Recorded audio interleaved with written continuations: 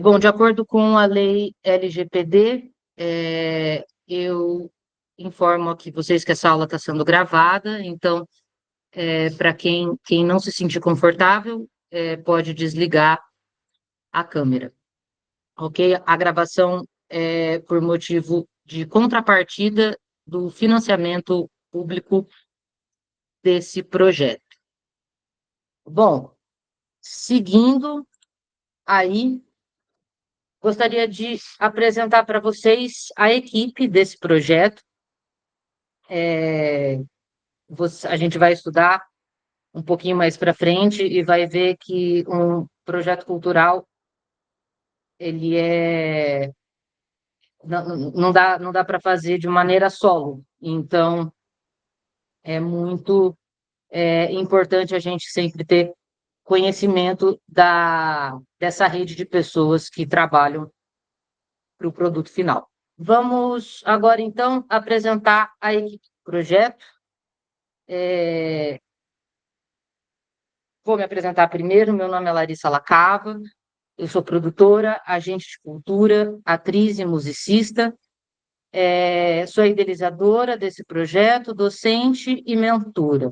Eu trabalho com produções artísticas na área da música, do teatro, da literatura e da cultura popular. Atualmente, eu tenho atuado mais na escrita, na execução e prestação de contas de projetos financiados com recursos públicos e alguns contratos com a rede SESC e SESI.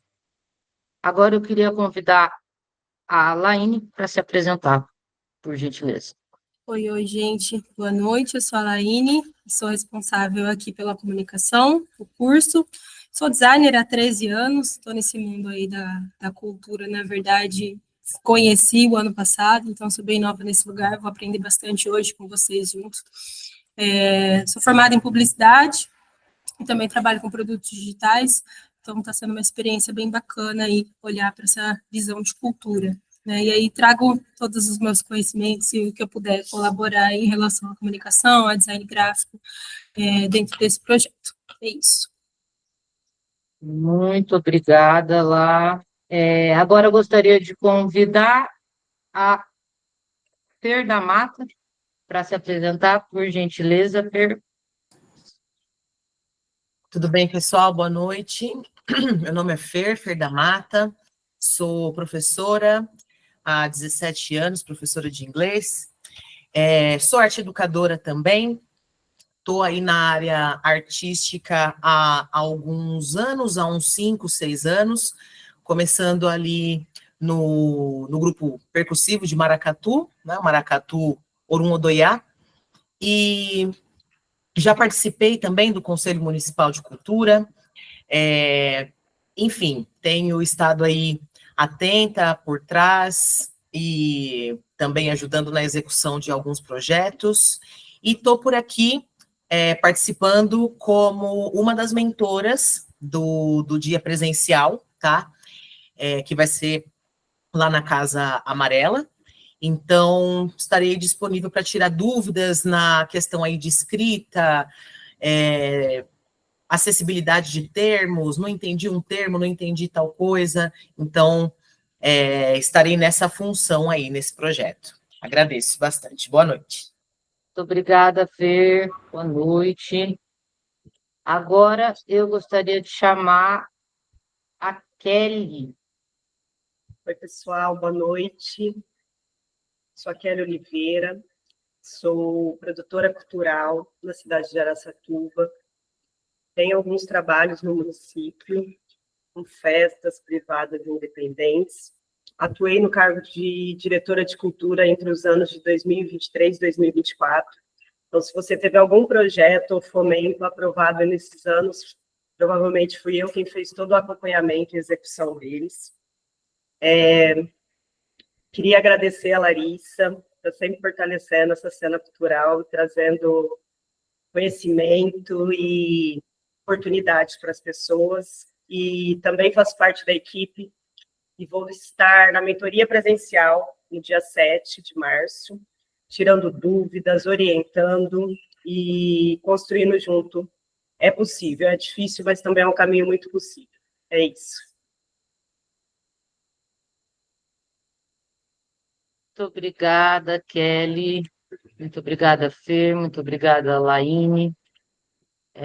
Gostaria de agradecer muito cada um de vocês. Uma equipe assim incrível e como eu até agora nessa parte de pré-produção estava em boas mãos, todos vocês também estarão em boas mãos a partir de agora.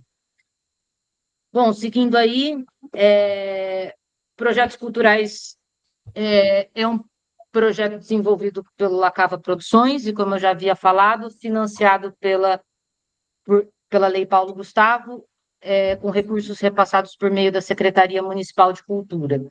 Daqui a alguns dias de aula, se eu não me engano, amanhã ou depois, a gente vai entender exatamente o que isso tudo significa e como que isso aconteceu, como que um, um curso sobre produção cultural foi possível acontecer de maneira gratuita para pessoas de diversas, acredito que idades, localidades e setores aí da cultura. Bora lá? Então, estamos aqui em 17 pessoas. Eu vou iniciar com as apresentações e os primeiros conceitos, então. Vamos falar um pouco sobre o material de apoio que a gente vai usar.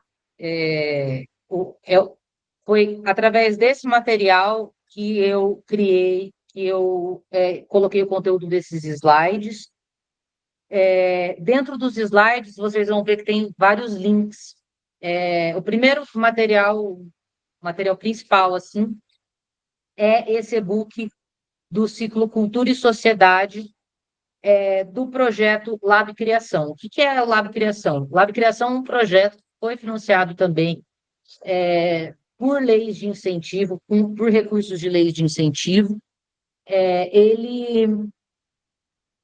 O objetivo dele é justamente produzir ciclos formativos no setor da produção cultural. Então, esse projeto criou uma plataforma gratuita, todo o material, todas as aulas, tudo desse projeto é acesso gratuito.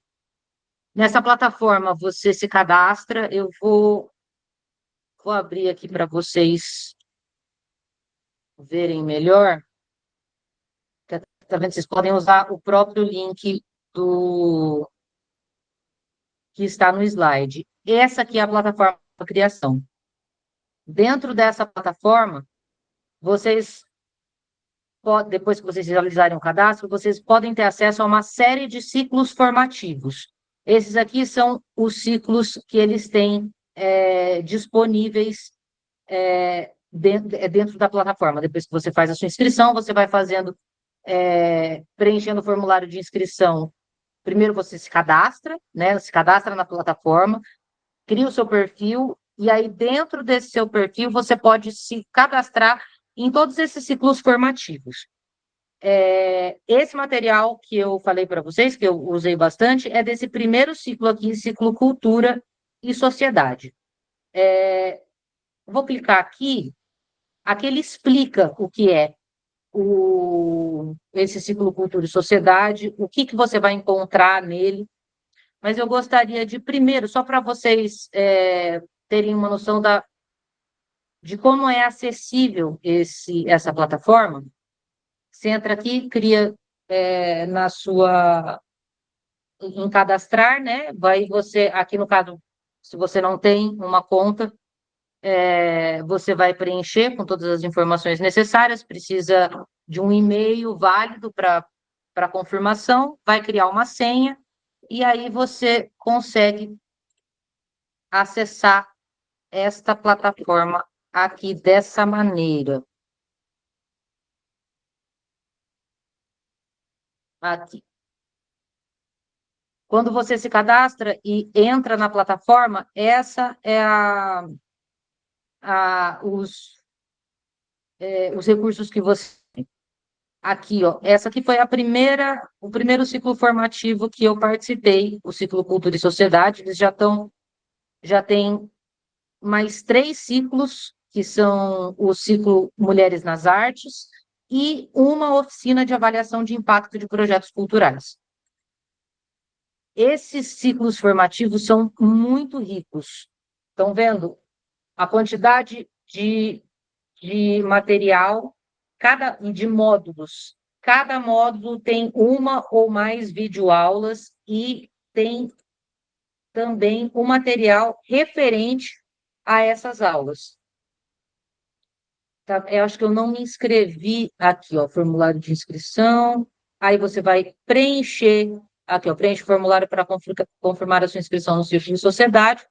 Você preenche, aí você já consegue ter acesso a todos esses módulos aqui. E o mais interessante é que no final, você dando check em todos os vídeos e fazendo todas as atividades, você recebe um certificado. Esses certificados são importantes justamente para a criação de portfólio de vocês, certo? Então, esse é a plataforma do projeto Lab Criação. Ele é, como eu tinha falado, financiado por recursos repassados por meio da Lei Rouanet e desenvolvido pelas fundadoras Luana Devecchiat, Ximene Maia e Viviane Pinto, que são as principais professoras aí das aulas que estão disponíveis, certo? Esses links aqui, pessoal, das páginas dessas produtoras, tá? Cada uma delas tem uma página própria. Coloquei aí, se vocês tiverem curiosidade de pesquisar um pouco mais a fundo. Bom, seguindo, eu pulei um slide sem querer. Um outro material de apoio muito bacana também é a Cartilha de Projetos Culturais, a primeira edição lançada em 2014. É uma publicação que é resultado do Convênio de Cooperação Técnica e Financeira, firmado em setembro de 2012 entre o Instituto Alvorada. Se vocês quiserem conhecer um pouco mais sobre o Instituto Alvorada Brasil, é só clicar no link aqui também, vai mandar vocês direto para o site, e o SEBRAE, que é o Serviço Brasileiro de Apoio às Micro e Pequenas Empresas. Essa cooperação aconteceu a partir do entendimento de ambas as instituições sobre a importância da economia criativa para o desenvolvimento socioeconômico do país. O que é economia criativa? É isso que a gente vai estudar hoje, quando a gente chega lá no conteúdo. Economia criativa, economia da cultura. É sobre isso que esse material expõe. Um detalhe interessante dessa cartilha é que ela é bem pedagógica e a leitura é mais acessível. Assim, ela não é uma leitura tão técnica. Então, para começar a criar uma intimidade maior com esse, né, com o contexto dos termos e das estratégias da execução de projetos, é um material, eu recomendo até começar por ele, a depender da sua intimidade aí com o tema. Só um pouquinho, pessoal, tem gente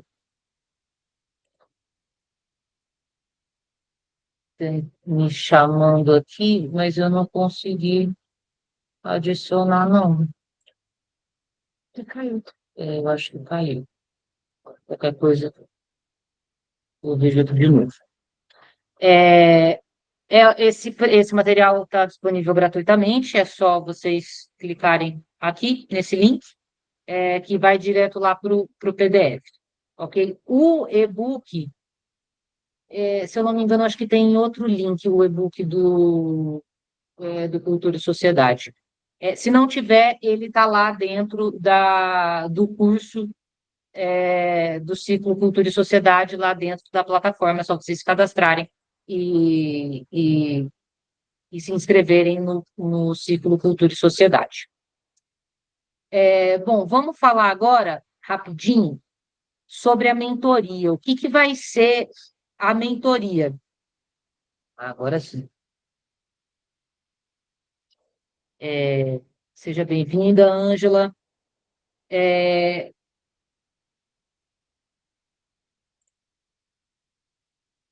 Desculpa, gente, me perdi aqui, mas já voltei.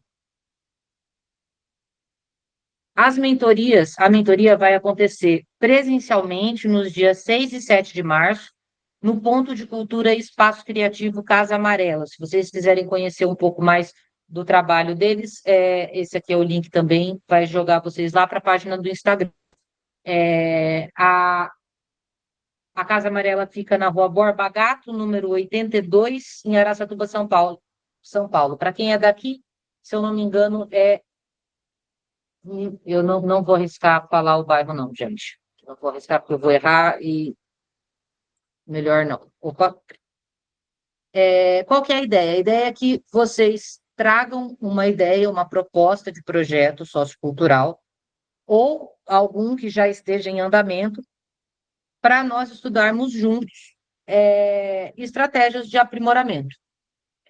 A participação é só mediante agendamento e as mentorias serão individuais. Por conta disso, nós temos uma quantidade de vagas limitadas, a gente vai conseguir atender só 24 projetos. O formulário de inscrição vai ser disponibilizado, de inscrição e agendamento, vai ser disponibilizado no dia 3 de março, só depois da conclusão do nosso curso, por meio do grupo lá do WhatsApp, certo? Como as meninas já se apresentaram aí para vocês, as profissionais mentoras que vão estar nesse atendimento sou eu, a Fernanda da Mata e a Kelly Oliveira. Bom, pessoal, agora a gente... Bom, antes de continuar, a gente está no nosso cronograma, né, que a aula vá até às 10 horas. Se vocês toparem, agora por volta das 8h30, a gente pode fazer uma pausa para um banheiro, beber uma água, respirar um pouquinho, e aí, dali, depois de 10 minutinhos, a gente retorna e dá prosseguimento no conteúdo. Combinado? Bem-vindos aí, o pessoal que entrou agora. Depois, quando a gente retomar, se vocês toparem, a gente retoma a dinâmica de apresentação para vocês, tá? Por enquanto, vamos dar início ao conteúdo propriamente dito. Antes de falar de projeto, antes de falar de recurso, antes de falar de qualquer iniciativa nesse sentido, a gente precisa, primeiro, pensar e conceituar legal o que é cultura e o que são políticas públicas. Porque políticas públicas, vocês vão entender assim que eu falar sobre o fundamento da cultura em todo esse trabalho que a gente desenvolve quando a gente elabora e executa um projeto cultural. Lá no e-book do ciclo Cultura e Sociedade, as organizadoras comentam assim, que assim como a saúde e a educação, a cultura é uma atividade essencial para a qualidade de vida da população. Presente na Declaração Universal dos Direitos Humanos como um direito fundamental, a cultura não só é expressão dos modos de sentir e representar indivíduos e coletividades, mas também é expressão de direitos, de participação e de cidadania. não sei se, para mim, assim, que vem de uma, de uma educação em que a cultura costumava ser tida como algo supérfluo, né? Uma coisa para além do necessário, é um luxo. É, essa, esse fundamento, né, trazido aqui pelo e-book é bem revolucionário e, e um divisor de águas, assim. Essa Declaração Universal dos Direitos Humanos, ela é um documento, para quem não conhece, um documento, não tem força de lei, mas ele é uma espécie de pacto feito entre as nações, os países signatários, que se comprometem com diversos princípios e condutas no exercício ali da sua soberania como Estado, né, como governo.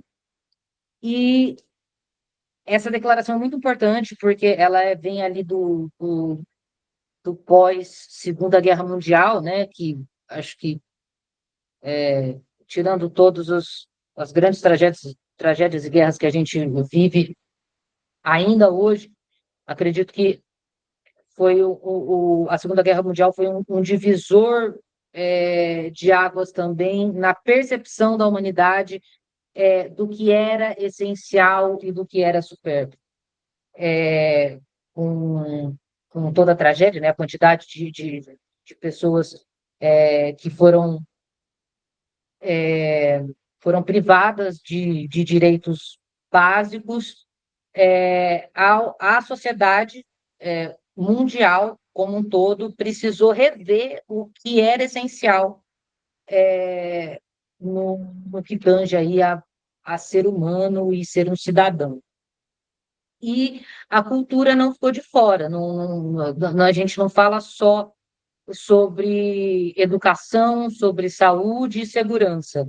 Aqui, nessa declaração, a cultura é colocada como uma atividade essencial para como existência do indivíduo mesmo. E esse documento, apesar de não ter força de lei, ele foi e é ainda a base de muitas leis, muitos programas e muitos tratados entre países e leis que instituem programas aí de desenvolvimento social. Por que isso é um fundamento? Isso é um fundamento que você pode colocar e está presente na sua justificativa. Isso justifica já, sei lá, 30% da sua ideia, do seu projeto, se você está comprometido, de fato, em difundir e acessibilizar a cultura ou a vivência cultural de um determinado contexto. Mas a gente não precisa ir muito longe lá na Declaração Universal dos Direitos Humanos, que aconteceu lá perto depois da Segunda Guerra Mundial. Na nossa legislação mesmo, nossa lei maior, a Constituição Federal Brasileira, vigente aí desde 1988, a gente tem um artigo para obrigar o Estado a ver a cultura como um direito. Se vocês tiverem, uma cópia aqui, né? Mas se vocês tiverem interesse em ler toda essa parte, ele fala, aqui ele está falando assim, né? O artigo 215. O Estado garantirá a todos o pleno exercício dos direitos culturais e acesso às fontes da cultura nacional, e apoiará e incentivará a valorização e a difusão das manifestações culturais. Ou seja, aqui a lei está criando um dever para o Estado, a partir do momento em que ela determina que todos aqueles governados pelo Estado têm pleno direito têm pleno direito ao exercício de sua cultura e acesso às fontes de cultura nacional. E, além dos cidadãos terem esse direito, a lei ainda determina que o Estado deve apoiar e incentivar a valorização e a difusão dessas manifestações. Então, assim, é um artigo pequeno, mas que gera uma demanda muito considerável e muito importante para o Estado. Se vocês tiverem curiosidade depois de ler o restante, o artigo tem vários parágrafos, não é uma leitura gostosa, mas é uma leitura que vai te dar uma bagagem técnica muito interessante e ajuda a criar o hábito aí de leitura dos editais, que seguem mais ou menos o mesmo estilo, tá? Do estilo da escrita de legislações. É só vocês clicarem aqui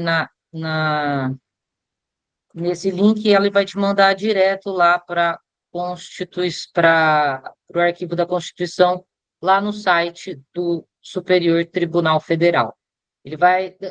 Esse link que eu coloquei, ele vai te levar até, inclusive, direto para o artigo de lei. Mas dando seguimento aí, deixa eu ver se eu pulei coisas. Pulei várias coisas. Pronto. Pensando nesses fundamentos, né, nesses fundamentos legais da cultura, vamos pensar agora no conceito, o que é cultura. Então, o que são esses direitos culturais, o que é esse objeto que é dever do Estado promover e apoiar. Antes ainda de chegar na cultura, para entender como que o Estado vai cumprir esse dever, que é aquele dever de garantir a todos o exercício dos seus direitos culturais, a gente tem que entender de que forma que ele faz isso. Quando a lei gera uma demanda para o Estado, ou a própria sociedade gera uma demanda para o Estado, ele resolve essa demanda, ele soluciona através do que a gente chama de políticas públicas. E esse conceito é um conceito muito importante para a gente que trabalha com projetos socioculturais. O que são políticas públicas, então?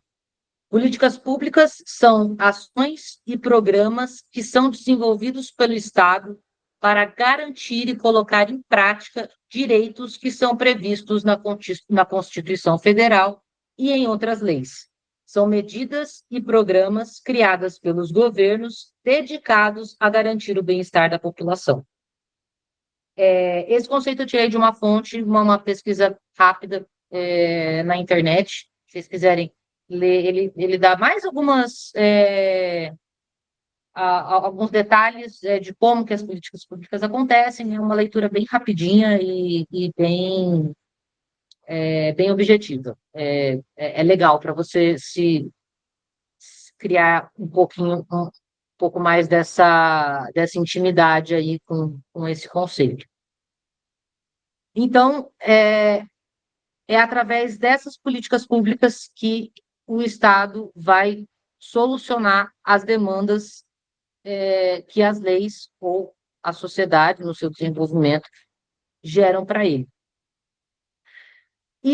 Mas aqui para a gente, o que interessa não é qualquer demanda, né? Existem demandas na saúde, na segurança, na educação.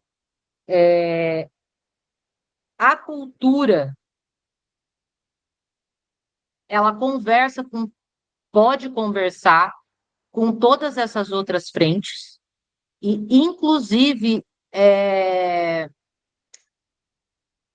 colaborar com políticas públicas mais voltadas para essas frentes, políticas públicas na área da saúde, políticas públicas na área da educação, principalmente na área da educação, até na área da segurança. A, a cultura pode ali, a gente tem hoje em dia percebido um crescimento nessa sensibilidade do agente de cultura em, ao promover cultura, também promover algo ligado à sustentabilidade, que pode gerar consequências positivas na área da saúde. A educação é muito beneficiada, a gente estamos aí com, né, com a sala com professores aqui, a saúde tem muito a se beneficiar do fomento que é dado à cultura, são aliadas poderosas. Então, é importante que a gente veja que a política pública é uma ferramenta, né? Uma... Ah, não, pensei que tinha outra pessoa, desculpa, gente, eu não estava enxergando aqui direito, pensei que tinha outra pessoa pedindo para entrar, mas não foi, não. Enfim, é isso, tenham em mente a importância e o alcance das políticas públicas no setor cultural. Agora, para a gente poder ter ainda mais propriedade na execução, aí, na elaboração das nossas ideias, a gente vai trabalhar um conceito de cultura, né? O que é, no final das contas, a cultura? Eu já adianto para vocês que, assim, como a maioria dos conceitos né, nos estudos, seja nos estudos sociais, sejam nos estudos humanos no geral, seja nos estudos sociais, nas relações públicas, estudos artísticos, enfim. Esse trabalho de conceituar é difícil. Você entrar num consenso sobre o que é algo demanda anos, até séculos de estudos, discussões, debates, e ainda assim alguns conceitos não são unânimes. Por que eu estou falando isso? Porque esse conceito que eu trouxe aqui, nesse slide, é um conceito que foi adotado pela primeira vez em 1982, se eu não me engano, primeiro encontro da Unesco. A Unesco é um braço da ONU, Organização das Nações Unidas para a Educação, Ciência e a Cultura, especificamente. Vocês já devem ter ouvido algumas chamadas, algumas propagandas de programas e projetos idealizados e mantidos pela Unesco. É uma instituição muito importante, até principalmente para a gente, como agente de cultura, porque eles são um núcleo de debate entre os países das necessidades e das estratégias de solução de atendimento a essas necessidades a nível mundial. Então, se a gente quer, né, aí buscar um conhecimento e um aprimoramento do que tem se falado e do que se tem feito em relação à educação, ciência e cultura a nível mundial, a Unesco é uma boa instituição aí para dar as diretrizes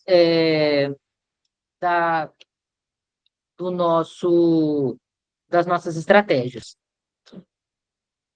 Então, nessa convenção, né, de 1982, aconteceu lá no México, eles elaboraram uma declaração. Se vocês quiserem ler o documento inteiro, é um documento extenso, tá? É só vocês clicarem aqui no link, ele está traduzido para o português já.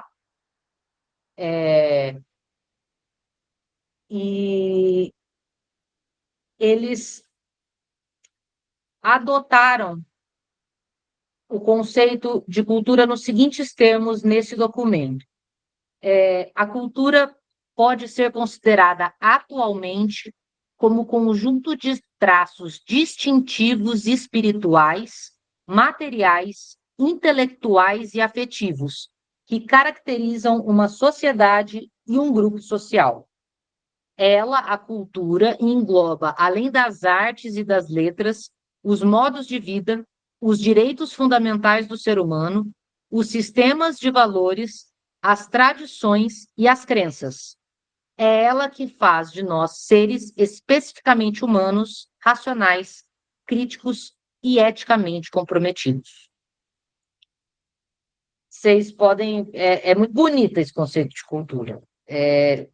A gente passou por altos e baixos até a gente chegar a esse conceito bonito aí, que os nossos projetos, eles têm que estar fundamentados. E assim, eu não estou falando que tem que estar fundamentado porque eu acho que tem que ser assim, não, viu, gente? Eu acho que tem que ser assim, mas não é só porque eu acho que tem que ser assim. É porque quando a gente falar de fomento, vocês vão entender que para o fomento acontecer, ele tem que respeitar uma série de critérios.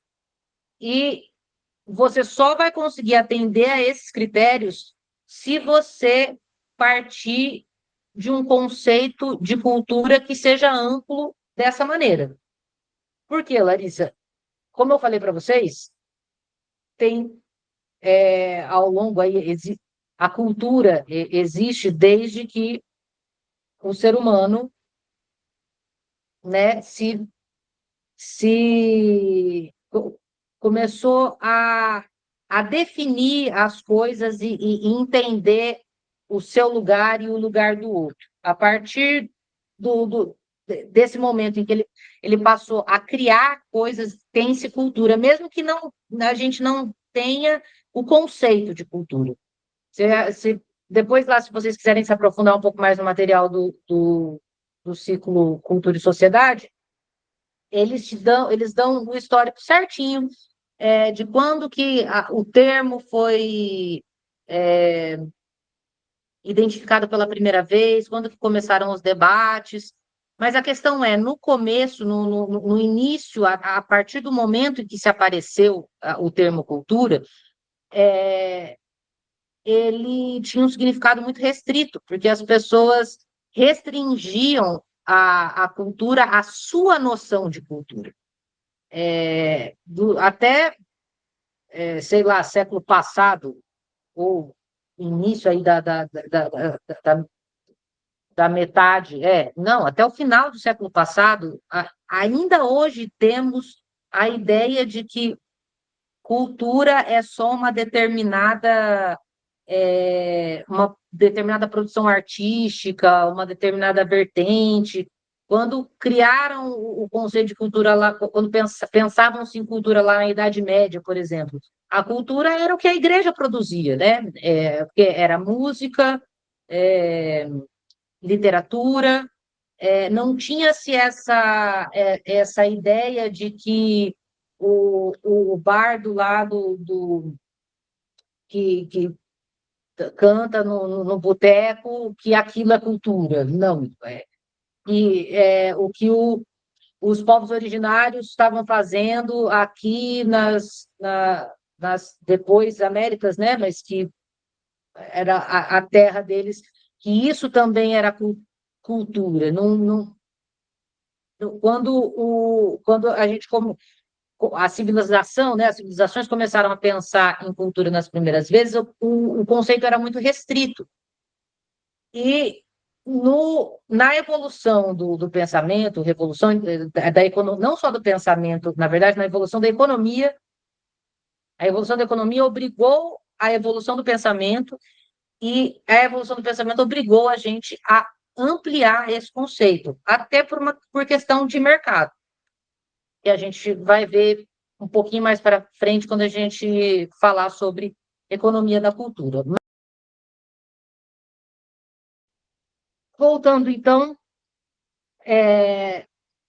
com esse conceito bem amplo de cultura aí em mente, a gente vai passar agora para o conceito de economia da cultura. Quando a gente fala de projeto, um pouquinho aí mais para frente, a gente vai saber descobrir que é impossível não falar de recurso, né? E quando a gente fala de recurso, a gente fala de economia. E é bem importante também, para a gente conseguir fundamentar legal os nossos projetos, a gente ter propriedade aí do que é a economia. Bom, de acordo também lá com o e-book do Ciclo Cultura e Sociedade, a economia é uma ciência social voltada ao estudo das diferentes maneiras como as pessoas definem suas demandas e como a sociedade se organiza para alcançar bem-estar individual e coletivo.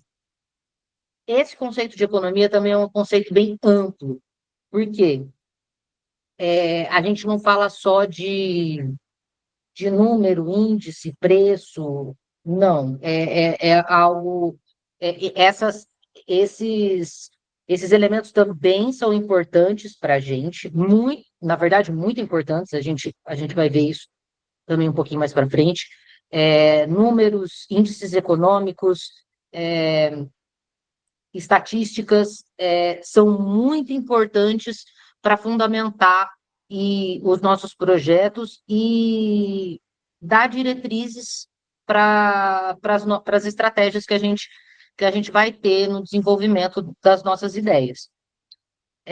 Mas é importante a gente ter essa ideia de economia, que é uma ciência, é o estudo de como as pessoas, os indivíduos e a sociedade lidam e organizam as suas demandas, como que elas, como que a gente, como civilização, como sociedades, que a gente sabe no Brasil que é um Brasil com vários contextos sociais diferentes, como que cada contexto se organiza para alcançar esse bem-estar individual e coletivo, que é esse o objetivo final, né, do viver em sociedade, é o alcance desse bem-estar individual e coletivo.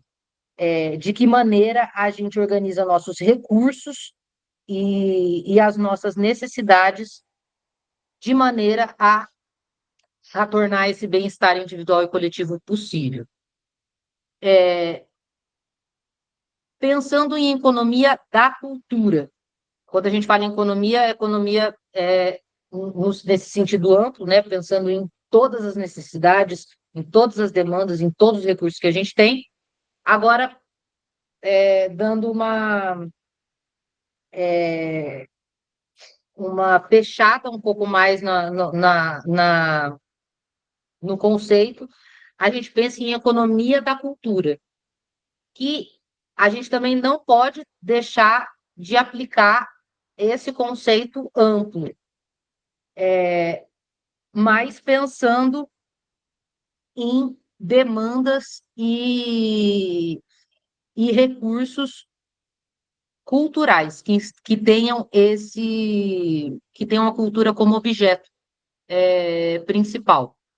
Então, na economia da cultura, ocorre o mesmo que no conceito da economia, por ser um ramo da própria economia. Ela estuda os impactos econômicos do setor cultural não apenas como preços e índices econômicos, não é só isso que interessa para a gente na economia da cultura, mas também os impactos sociais, os impactos é, sociais, eu falei sociais 2 vezes, né? Enfim, qualquer tipo de impacto que as atividades culturais geram e provocam sobre a autonomia das pessoas, a educação e os valores promovidos na sociedade. Resumo quais são os impactos que as atividades culturais provocam no desenvolvimento cultural da sociedade. Isso que é a economia da cultura, é o estudo de toda essa rede aí de fenômenos. O que eu estou passando para vocês, pessoal, eu estou passando de maneira bem resumida. Por isso que a cada conceito, eu coloco aqui a fonte com o link do livro para vocês acessarem. Vou até acessar aqui só para vocês verificarem. Ó. Vocês clicam, já vai, aí já joga vocês lá para o curso e ele vai estar, o download vai estar em algum desses módulos aqui como material. Opa, pulei aí algumas. Porque no e-book ela aprofunda mais sobre como que se chegou a esse conceito, quais são os impactos que já foram identificados em algumas experiências, em alguns projetos, alguns desenvolvimentos do setor cultural, principalmente na realidade brasileira, que é a realidade que mais interessa a gente aqui, né? Tendo em mente isso tudo, né? Tudo isso sobre a economia da cultura, eu gostaria de trazer para vocês um pouco da evolução desse conceito. Não só, não como um conceito em si, mas como um fenômeno. Como que a economia da cultura se desenvolveu ao longo dos anos. Porque desde que a gente tem a cultura como um produto, desde que algum que a igreja ou um burguês antigamente foi lá, pagou um artista para pintar um quadro, ou para pintar uma igreja, ou para compor uma canção. Desde que começaram a identificar a cultura dessa maneira, criou-se um objeto de troca, a cultura como um produto que poderia ser valorizado, valorado, não valorizado, valorado de alguma maneira, monetariamente. E a partir desse momento, a gente já fala em economia da cultura. Pensando aí na cultura como um produto, né? Um produto a ser comercializado e a ser colocado no mercado. No Brasil, a gente começa a adotar o termo economia criativa. Por quê? Essa economia da cultura mais antiga aí que eu citei para vocês, de quando a cultura começou a ser um objeto, né, mercadológico, algo que pudesse ser comprado ou financiado, muita coisa mudou, inclusive os recursos de acesso a esses produtos. E com a popularização desses recursos, o aumento da produção e as mudanças econômicas, né, de modelos econômicos, a gente passa a falar sobre indústria criativa e economia criativa, não só economia da cultura. Por quê? Porque muitos elementos, para além do produto final, começaram a participar dessa cadeia produtiva que a cultura gerava. Então, a gente começa a falar de indústria criativa e economia criativa, porque tudo aquilo que demanda a criatividade mesmo é colocado como produto a ser comercializado. Então, por exemplo, falando em indústria criativa, pode parecer mais distante, mas os filmes, as produções grandes produções audiovisuais, aquilo é um tipo de cultura, mas a gente vê muito mais como um produto industrial, principalmente pela quantidade de dinheiro e de fluxo de distribuição, né, que a gente vê nesse tipo de produto, como, sei lá, os filmes da Disney, os filmes da Marvel, aqui no Brasil, novelas, minisséries, e tudo o que esses produtos demandam, designer gráfico, a parte técnica, câmeras, prestadores de serviço, isso tudo faz parte dessa indústria e dessa economia criativa, que tem como objetivo a comercialização desse produto criativo, que vai atender aos mais diversos interesses, mais voltados por uma questão de mercado. Aí, quando o Brasil começa a olhar para isso, para essa economia criativa, para tudo que esse setor da indústria e da economia gera, a economia criativa no Brasil começou a ocupar a agenda pública. Por quê? A gente verifica isso também em convenções da Unesco e outras instituições voltadas para esse tema, os governos, olhando para a quantidade de movimento financeiro e de recursos no geral, geração de emprego, movimentação de capital, movimentação de desenvolvimento de tecnologias, enfim, os governos olhando para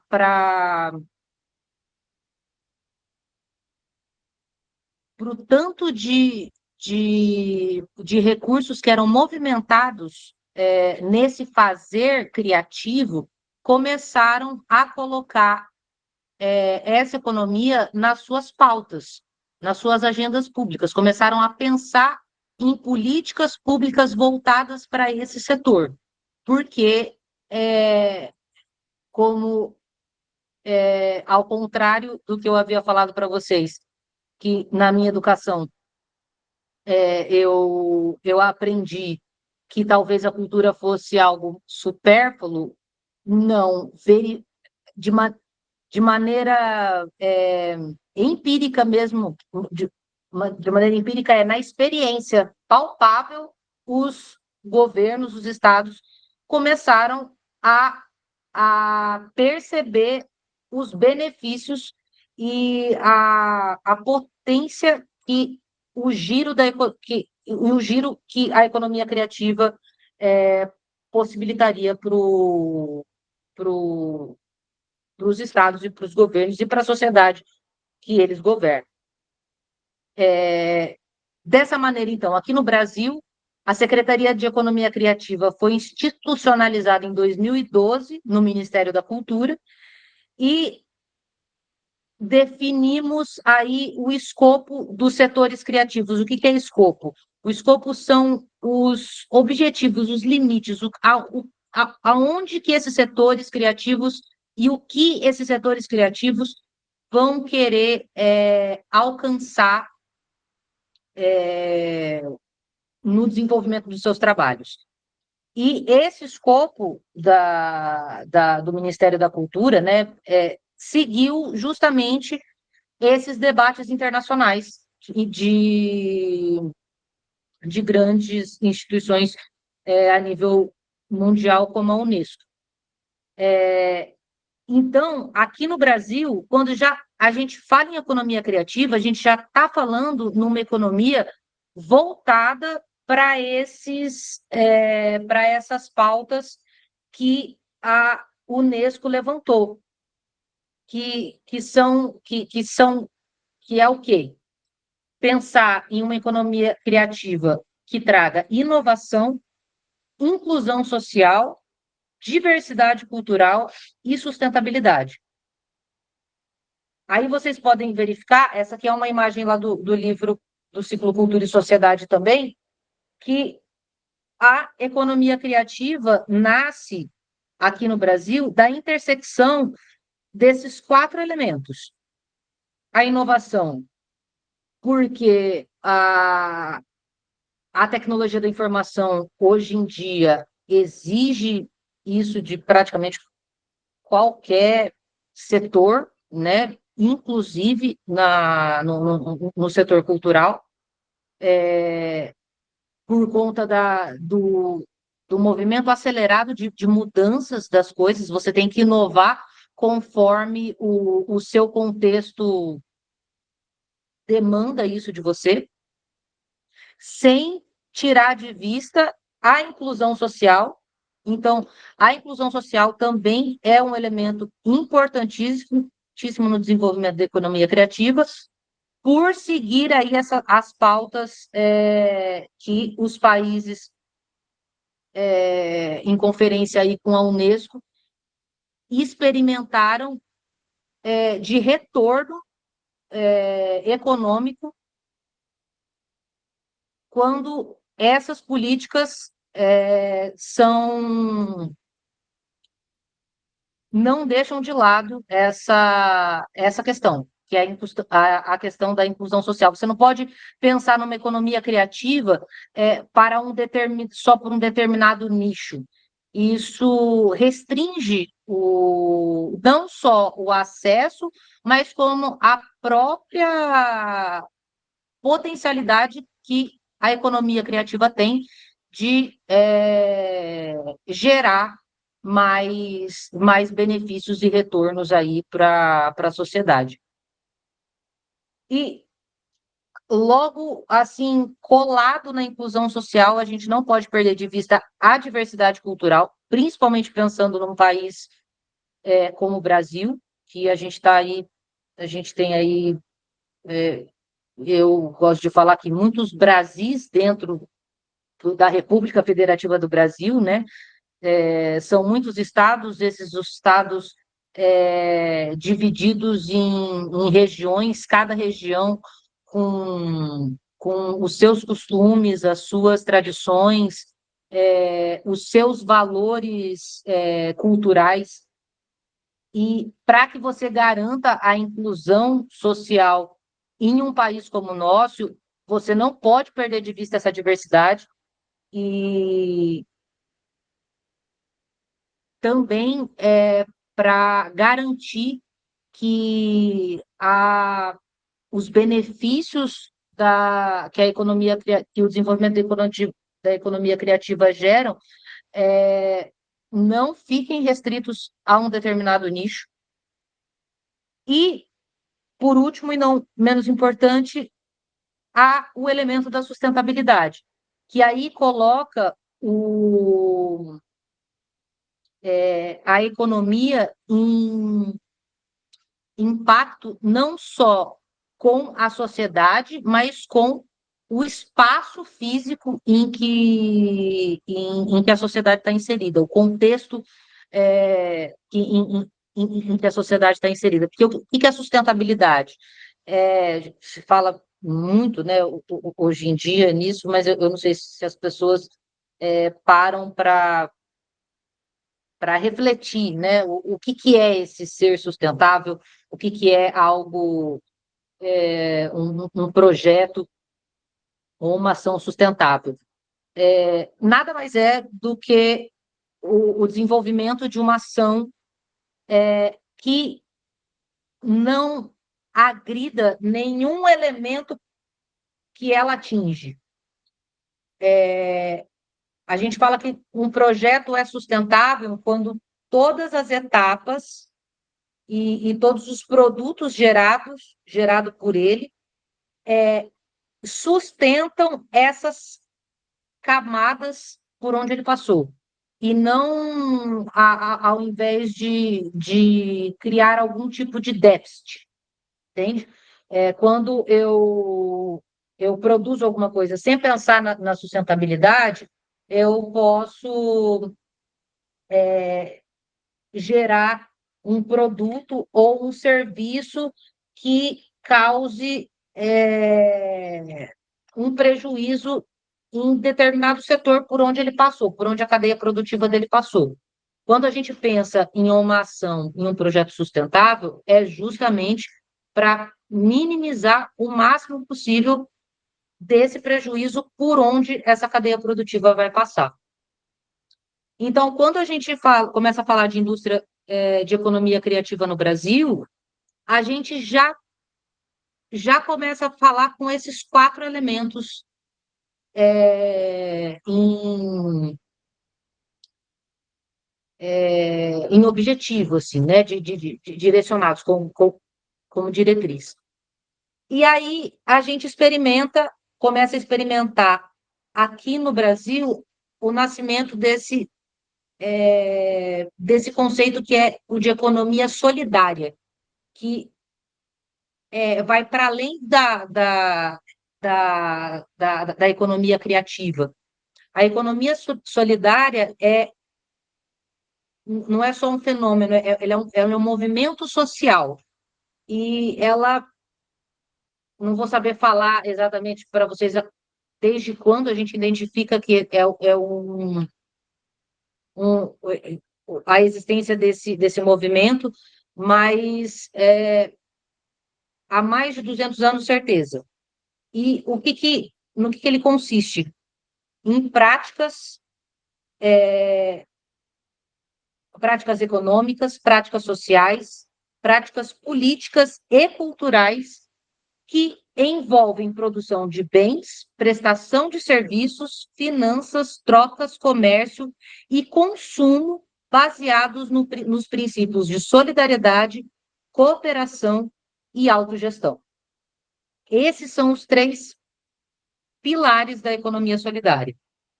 Se o seu projeto, e o que os editais, as leis de fomento e também os patrocinadores privados têm buscado nos projetos hoje em dia. Por quê? Porque isso é uma boa propaganda, não pensando só na parte privada, nas empresas privadas, pensando no Estado também, que é quem distribui o dinheiro do fomento público. Ambos já entenderam a importância de ter na sua imagem, tanto na imagem da empresa quanto na imagem do governo, esses princípios, que, no caso do governo, a solidariedade, cooperação e autogestão são quase que princípios legais, né? E, no caso das empresas, têm sido princípios que elas adotam como uma forma de se aproximar do público e de ficar bem quisto ao público. Por isso que a gente ter esses 3 pilares dentro dos nossos projetos é de suma importância: solidariedade, cooperação e autogestão, para que que o nosso projeto cultural, para além de ser só um produto criativo, seja um produto criativo que gere uma economia solidária. Seguindo, eu quero passar um dado para vocês entenderem a importância, a dimensão, terem mais noção do porquê que a importância da economia criativa e da economia solidária chegou ao interesse dos governos e governantes. Uma das grandes responsáveis por isso aqui no Brasil, infelizmente, foi a pandemia da Covid-19, que causou um rombo econômico em muitos setores, né? Claro, mas ter visto o rombo, a cultura foi uma das mais afetadas, por isso a criação das leis emergenciais, mas a economia como um todo sentiu o baque desse prejuízo em um setor, no setor da cultura especificamente. Aqui essa é uma notícia do Estadão, de 8 de dezembro de 2021, em razão da Covid-19, a cultura encolheu em 2020, né? A economia criativa teve um recuo muito considerável e deixou de empregar 700 mil pessoas no Brasil. Isso, gente, é um número que com certeza está muito abaixo da realidade, porque uma das nossas das nossas necessidades é a da informação. Assim como em outros setores, a cultura também tem uma carência de informações e índices formais sobre os produtos, sobre os serviços, sobre os empregos gerados. Então, isso é um dado oficial. Agora, se a gente for parar para pensar mesmo em trabalhadores informais da cultura que deixaram de trabalhar por conta da Covid-19, esse número com certeza é muito maior. Então, o impacto na economia como um todo é muito grande. Tão grande que não passou batido pelas políticas públicas do Estado, né? do Brasil como um todo. Mas à base de muita pressão também, viu, gente? Porque para criar-se e para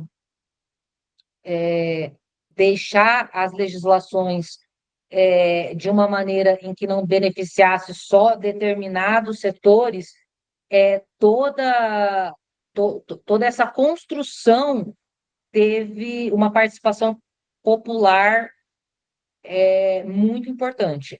Não ainda completamente satisfatória, mas, assim, um marco mesmo na história da cultura no Brasil. Nunca houve tanta participação e nem tanto investimento como nos últimos anos. E a gente pode... Já vinham acontecendo algumas evoluções, né, que a gente vai verificar, já existiam algumas leis de fomento, mas eram coisas um pouco mais esparsas. Havia um projeto e uma vontade de unificar essas diretrizes, né, culturais, mas isso não tinha sido efetivado ainda, né? Não tinha tido adesão do setor do setor da cultura, né, dos trabalhadores e do público em geral. Agora, com o advento a vinda aí da Covid-19, na verdade, o setor não teve escolha, né? A gente teve que entrar no debate, tivemos que começar a, a exigir e entender o que era possível e como era possível em em questão de investimento no setor da economia criativa. Se eu não me engano, essa matéria não é aberta, eu acho que precisa ser assinante do Estadão para ler, para conseguir ler na íntegra, mas de qualquer maneira eu deixei o link aí. E se vocês digitarem alguma coisa assim nesse sentido no Google, vocês vão ver diversas reportagens que trazem dados bem parecidos aí, dessa época. Agora que a gente já está aí chegando se eu não me engano, terceiro ou quarto ano, né, de vigência das leis de fomento, a realidade já é outra, na verdade, agora a gente tem que pensar em ampliar aquilo que já conquistamos. Bom, colocado tudo isso, todos esses conceitos, o que é cultura, o que é economia da cultura, economia criativa, a importância, os fundamentos dessa importância. Vocês têm aí artigos de lei, fundamentos legais para embasar a necessidade do projeto de vocês. A gente passa agora para o conceito e para as características do que é mesmo um projeto sociocultural. Afinal de contas, o projeto sociocultural é a ferramenta que nós, como agentes de cultura, que não somos o Estado, nem somos uma empresa patrocinadora, é a forma como nós temos de alcançar o recurso, ter acesso ao recurso financeiro para poder colocar aí a ação no mundo e desenvolver ela de maneira a girar aí essa economia criativa. E vamos bem baby steps mesmo, conceituando passo a passo. Primeira coisa, o que é um projeto? É importante a gente delimitar o que é um projeto para quando a gente estiver passando a nossa ideia artística para esse formato, ela não faltar nada, não ter nenhuma carência, não ter nenhuma lacuna. Até porque, quando você elabora um projeto e deixa nele determinadas lacunas, quando você vai executá-lo, isso vai te gerar problemas que podem comprometer o resultado do seu projeto. E, às vezes, até assim, eu queria A, e no final das contas tive C, porque o meu projeto não estava ali bem estruturado de maneira a me gerar A e não C. Então, o que é um projeto? Projeto é exatamente isso que está escrito aí, é um instrumento técnico e estratégico que possui as seguintes características. Ele tem duração limitada, começo, meio e fim, objetivo ou objetivos, pode ter mais de um, específicos. Um projeto não pode ter, não pode ser uma ideia ampla que não te delimite aonde você quer chegar. Ele possui recursos limitados, você tem uma determinada quantidade de ações para fazer e uma quantidade determinada de recursos para fazer aquela ação. Então, não é algo que você vai... não é não é uma aposentadoria, né? Que você recebe aí para o resto da vida para você viver. Não, você vai receber o projeto, ele necessita de uma quantidade de recurso e é esse o limite do que vai ser aplicado. E o projeto também é autônomo. A sua construção, em tese, não depende de outra.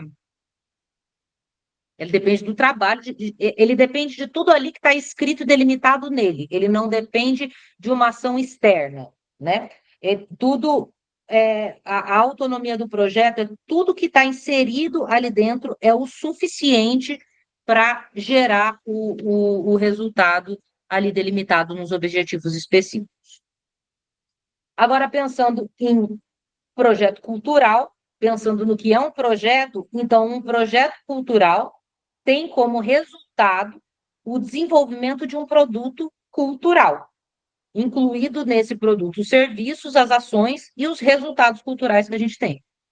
Um projeto pode ser para muitas finalidades. Aqui, para a gente quer um projeto que nos dê e desenvolva um produto cultural através de serviços, ações e resultados nesse setor.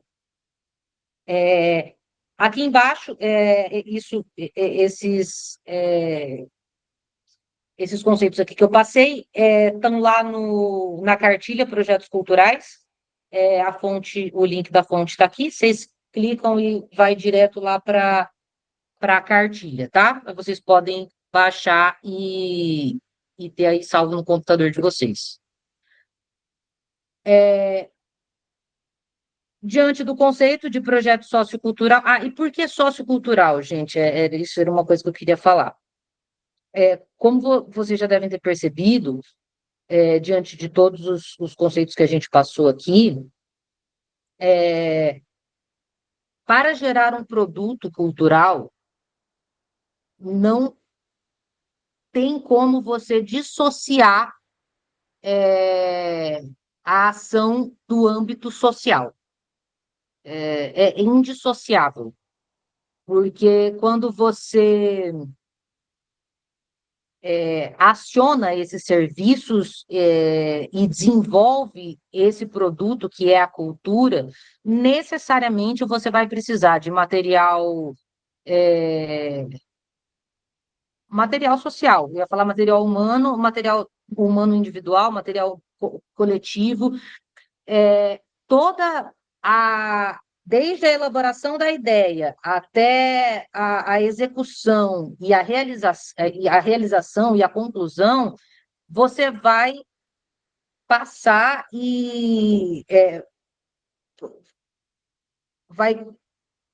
você vai interseccionalizar com questões sociais, questões econômicas, enfim. Então, por isso que quando a gente fala projeto cultural, eu penso que é o apelido fofo que a gente dá para ele, e projeto sociocultural é o nome completo, né?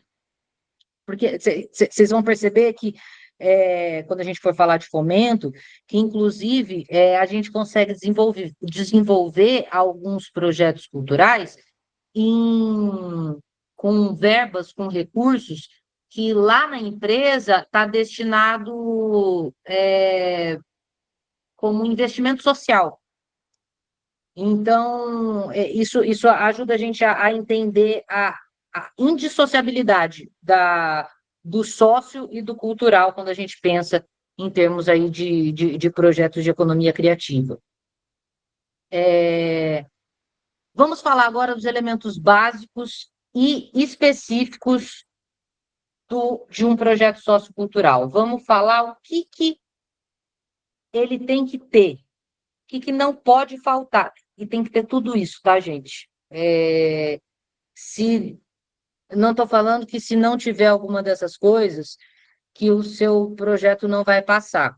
Dependendo do lugar onde você estiver e do nível de concorrência, do patrocínio que você tiver disputando, às vezes a falta de alguma coisa pode até não comprometer a seleção do seu projeto, mas ela com certeza vai comprometer a execução.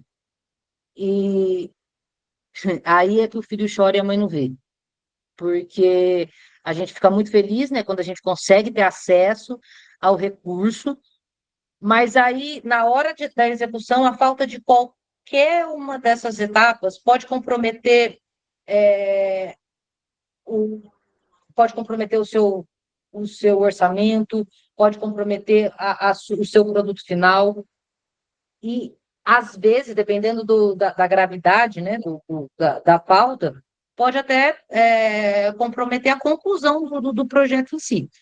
Então, eu sei que é bastante coisa, mas a gente tem que olhar para todos esses elementos com muito carinho e muita atenção. O primeiro elemento aí é a apresentação. A gente vai estudar sobre ela por último, tá? É a última coisa que a gente vai ver, porque para a gente criar uma apresentação, a gente vai precisar primeiro preencher, desenvolver todos os outros elementos, de todos os outros elementos que a gente vai extrair o conteúdo para apresentar o projeto. O projeto precisa ter objetivo, como eu já tinha falado lá na conceituação de projeto. O seu objetivo precisa ter uma justificativa. Por que você quer desenvolver isso? Por que você quer gerar esse produto? Por que você quer esse público-alvo? Essa aí é a reflexão que você tem que levantar. Eu vou, por exemplo, a gente tem uma escritora daqui de Araçatuba que desenvolve um clube de leitura. Qual que é a justificativa desse clube de leitura? É o incentivo à leitura? O incentivo, você buscar identificar o público leitor? É você gerar uma demanda em algum lugar que está carente dessa demanda? O porquê? O porquê que o seu objetivo é relevante? Para quem? Público-alvo. Para quem que vai ser destinado? O seu objetivo vai alcançar que público? É bem importante, gente, quando a gente pensa em público-alvo, a gente não deixar as coisas muito amplas, tá? Porque às vezes a gente fala, para público no geral. Eu desenvolvo um projeto, pensar aqui num exemplo. Esse projeto mesmo, desenvolvo um projeto de curso de projetos culturais. E aí eu coloco lá que é um público no geral. Eu não faço nenhuma estratégia, né? Eu só jogo. Meu Deus do céu, uma gatinha aqui, gente. Opa, aí. Só jogo no mundo. Isso pode comprometer o alcance do seu projeto. Porque quem quer chegar, né, quem quer ter tudo, às vezes acaba não tendo nada. Então, é muito importante que você delimite o público que você vai querer alcançar. Lembra, o seu projeto, ele tem tempo delimitado e recurso limitado. Então, você tem que ser muito estratégico para onde você vai lançar isso. Então, você especificar o seu público-alvo te dá pontuação quando o parecerista, o patrocinador, estiver aí analisando a sua proposta. Quem que é a sua equipe? Quem que vai trabalhar dentro do seu projeto para executar os objetivos e levar o produto ou o serviço até o público-alvo. isso é muito importante também, viu, gente? A sua equipe é uma equipe que tem que ter portfólio construído. Não tem problema se o portfólio não for extenso. De algum lugar a gente tem que começar, mas é importante que a equipe seja apresentada, que ela seja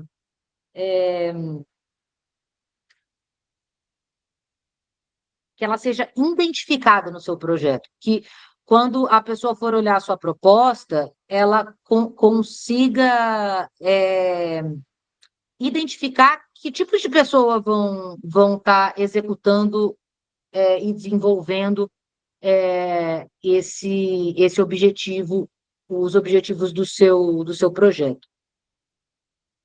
Logo em seguida aí a gente tem as etapas de trabalho.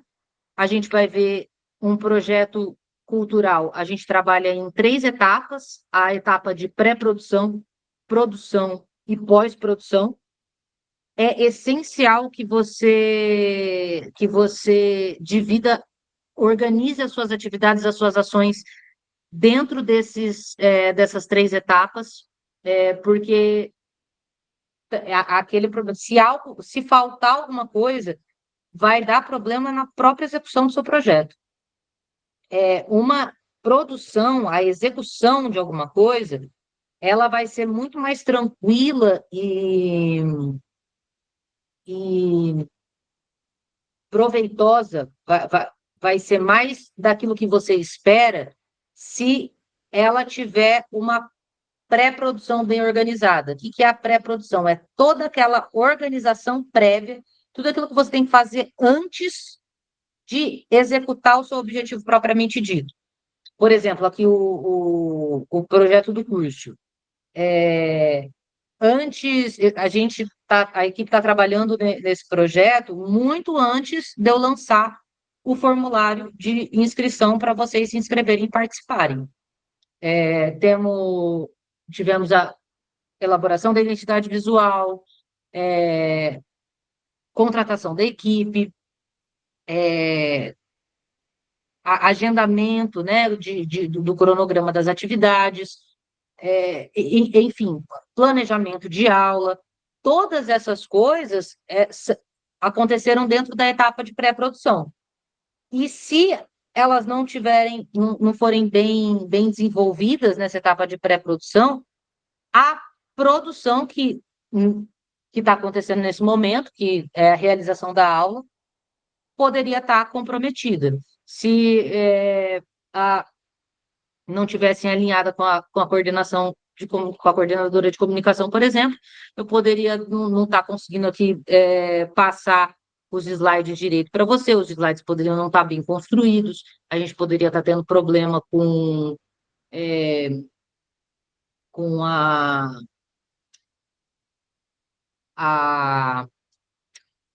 né, a nossa aula aqui, né, o meeting, enfim. E a pós-produção, que é tão importante quanto a pré-produção e a produção, que é o fechamento de tudo que foi realizado. Você ter documentado e avaliado todos os resultados que você teve, até para você entender se aquilo que você tinha proposto realmente conseguiu ser alcançado. Dentro dessas etapas de trabalho, que você vai elaborar o seu cronograma de atividades, que aí são as coisas mais detalhadas, né? Ali na etapa de pré-produção, seu cronograma de atividades da pré-produção. Tem reunião com a equipe técnica, tem planejamento pedagógico, tem alinhamento técnico da parte tecnológica, enfim. O cronograma de atividades é você colocar em ordem cronológica tudo que tem que ser realizado dentro das etapas de trabalho. O orçamento, obviamente, né? Para onde que vai o recurso, como que vai ser distribuído esse recurso, o que vai custar, o que, quanto, para pensando aqui no nosso projeto mesmo, quanto que vai custar o serviço da comunicação? Quanto que vai custar esse tempo que foi despendido para planejamento das aulas? Quanto que vai custar a contratação dos mentores para acompanhar os mentorados?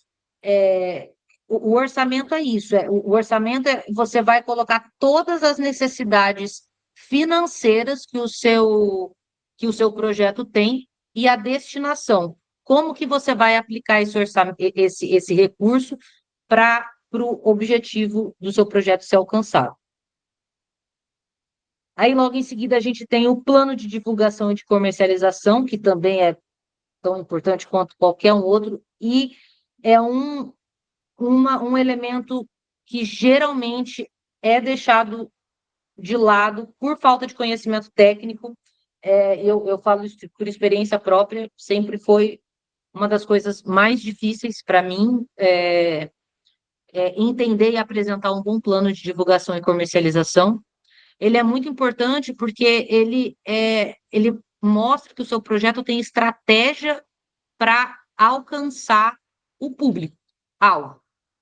Se não adianta nada, nem para o patrocinador, nem para o Estado que fomenta, você gastar um recurso público ou um recurso aí privado e para desenvolver um serviço ou um produto cultural que não alcance, que não comunique, que não chegue ao seu público-alvo. Então, a imagem de quem fomentou o seu projeto não está sendo distribuído e não está sendo divulgado. Então, se você não tiver um bom plano de divulgação e comercialização, é provável que o seu projeto não seja interessante, não pareça interessante para quem for patrocinar ou financiar. Vamos pensando aí no plano de distribuição, antes, talvez eu tenha confundido na minha fala, mas o plano de divulgação e comercialização é o planejamento de comunicar o que seu projeto como e quando ele vai acontecer. E o que ele vai gerar. O plano de distribuição é de que forma você vai distribuir isso. Como que esse produto ou esse serviço vai chegar? Porque, para além de comunicar, você tem que ter uma boa estratégia de distribuição daquilo que foi gerado.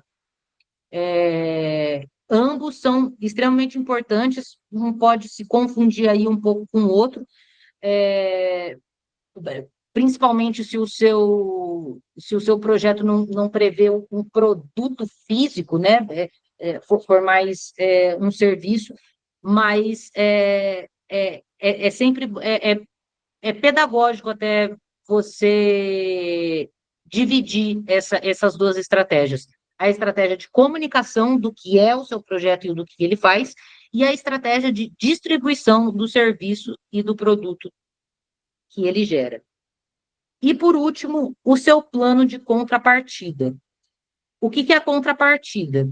Contrapartida é o que você vai oferecer para quem está te financiando,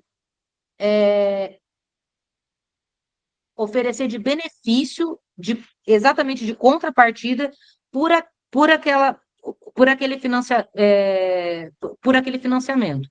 No caso de empresas privadas, você também tem que apresentar planos de contrapartida para patrocínios privados. Depois a gente vai ver mais ou menos como isso acontece.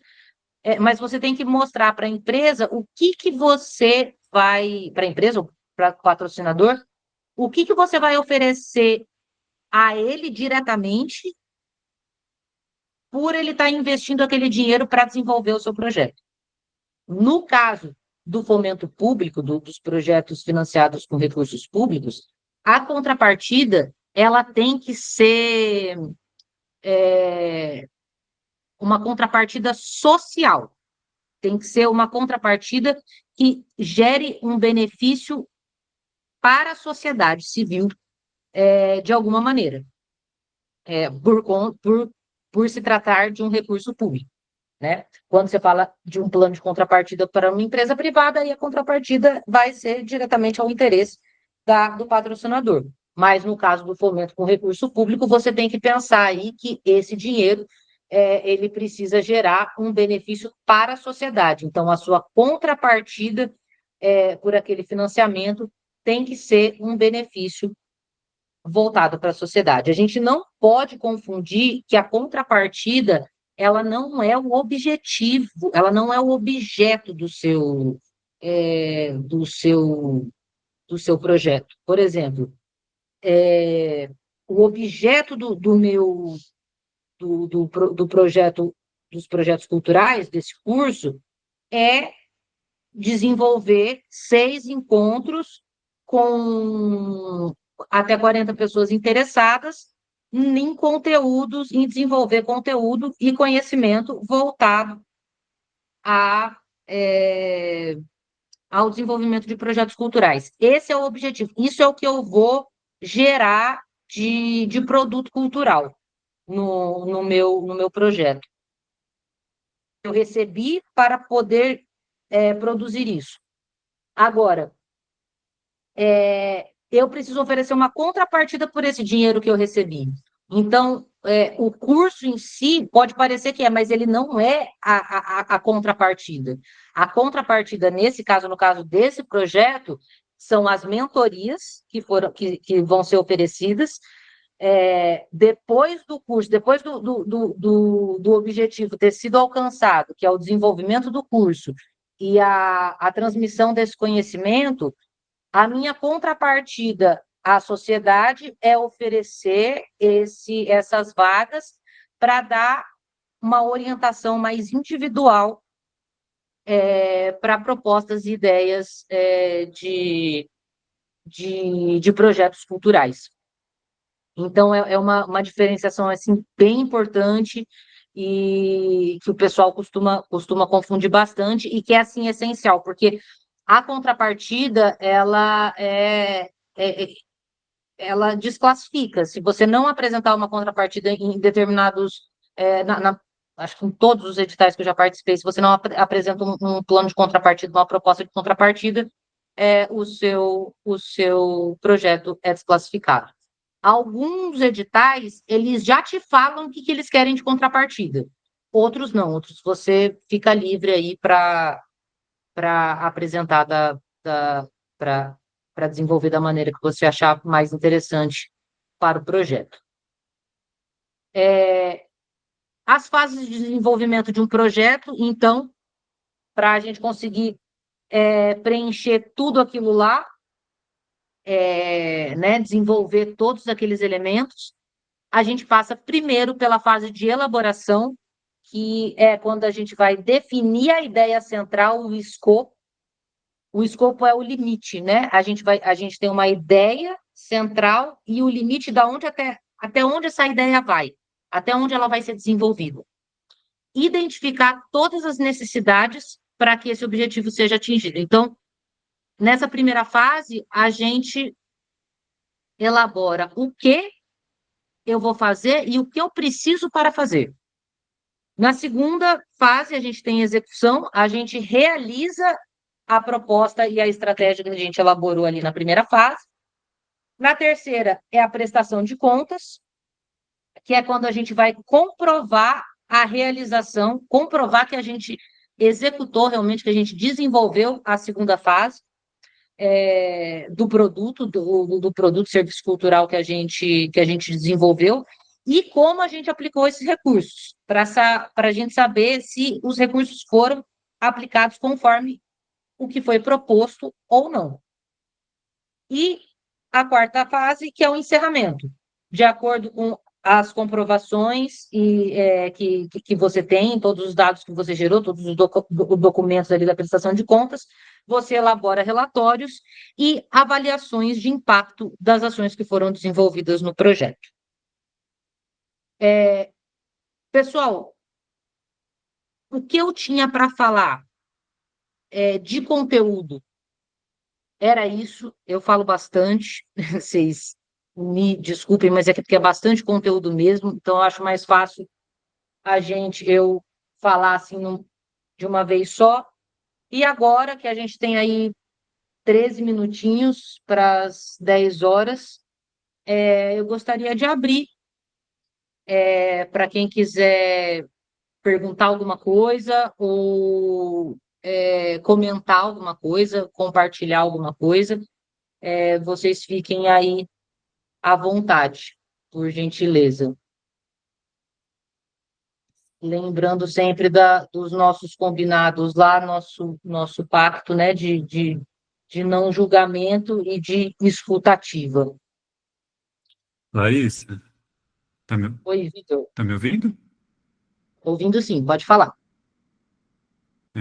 Bom, primeiro, obrigado pela aula, achei muito boa, gostei bastante. E é uma dúvida prática, assim, na verdade. Esses slides, eles vão estar disponíveis também, assim como a aula? Sim, sim, eu vou, assim que a gente encerrar aqui a aula, Vitor, eu vou criar um PDF dessa apresentação, e aí eu já compartilho lá com vocês, aí vocês já vão, aí conforme eu for dando a aula, no final da aula, eu compartilho o material dos slides que eu compartilho, que a gente viu juntos. Eu Uhum. não vou passar antes, porque é aquilo que eu falei para vocês, eu estou como pode acontecer do tempo não bater, né? Pode ser que eu tenha que reelaborar algumas coisas aqui. Então, conforme for acabando o nosso encontro, eu já fecho o PDF e encaminho lá para vocês poderem ter acesso a esse material. Tá certo. Beleza, obrigado. Imagina, imagina. E vamos disponibilizar também aqueles modelos que eu comentei, né? Se vocês quiserem. Bom, não, se alguém tiver alguma dificuldade com os links para baixar os materiais que eu apresentei, dá um alôzinho lá no WhatsApp que eu encaminho por lá mesmo. O Lucas, alguém. Foi Eu tenho você, mais Vitor, um, que falou. não, eu tenho mais uma dúvida ainda. Ah, tá, pode É, falar, Vitor. a inscrição para essas mentorias individuais, a gente pode fazer quando e por onde? Eu vou liberá-las no dia 3 de março. Ah, Vou tá. mandar o formulário de inscrição e agendamento lá pelo grupo do WhatsApp, tá? Tá bem. Ok, obrigado. Imagina. Lucas tinha levantado a mão? Sim, a minha dúvida é sobre a contrapartida, né, o plano de contrapartida. Como você falou, às vezes vem da própria pessoa ou das pessoas, né, que estão fazendo o projeto, mas também pode vir do, do outro lado também, né? O plano de contrapartida, qualquer projeto cultural tem que ter, sempre. Independente da maneira que você vai conseguir esse recurso. Mas quem vai apresentar, quem vai propor a contrapartida é o próprio projeto, é você que está elaborando o projeto. O que pode acontecer em alguns editais, por exemplo, eu participei de um edital de publicação de livro no ano passado.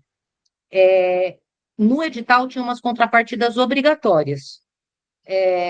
Você não podia inventar qualquer contrapartida de acordo com o interesse do seu projeto. Você tinha que realizar aquela contrapartida que o edital estava pedindo. No caso do edital,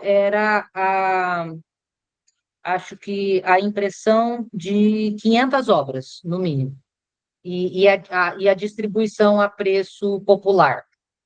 Eu tinha que fazer isso. Eu poderia até apresentar uma outra contrapartida, mas essa não podia deixar de estar prevista no meu projeto, senão eu era desclassificada. Não sei Entendi. se eu esclareci sua dúvida. Sim, esclareceu. E é sempre feito de maneira gratuita, né, para o público. Sim, sim. Quando a gente fala em um fomento público, sim. O que pode acontecer é se você está trabalhando com um projeto que não tem muito recurso, por exemplo, e você precisa gerar mais renda com o desenvolvimento dele. Por exemplo, no caso de uma. Isso aconteceu num projeto de teatro que eu realizei, inclusive realizei com uma das alunas aqui, com a Bruna. É, a gente. Era um projeto de teatro em que as nossas apresentações eram todas gratuitas. Mas no projeto a gente previa a possibilidade da gente solicitar uma contribuição de quem pudesse, entende? Então, às vezes, você pode ali, sem comprometer a acessibilidade da sua contrapartida, você cobrar um preço simbólico e popular. Mas você tem que tomar muito cuidado, para que isso que você for cobrar não comprometa a acessibilidade da contrapartida que você está oferecendo. É possível, mas é só em projetos que você realmente precisa gerar ali mais uma renda para além daquela que tá sendo disponibilizada para você. Mas o ideal, assim mesmo, é você pensar em realizar algo que seja possível ser gratuito. Ah, sim. Era só isso mesmo. Obrigado. Legal, imagina. Bom, acho que ninguém levantou a mãozinha. A gente também está aí a 2 minutinhos das 10 horas. Fiquei muito feliz que conseguimos passar todo o conteúdo, conseguimos trocar um pouco, conhecer um pouco mais de vocês, das expectativas, né, das angústias, e é isso, por hoje é isso. E eu espero vocês novamente amanhã para a gente falar um pouco sobre democratização e fomento. Certo, pessoal? Muito obrigada. Boa noite a todas, todos, todes. E bom descanso para vocês e até amanhã.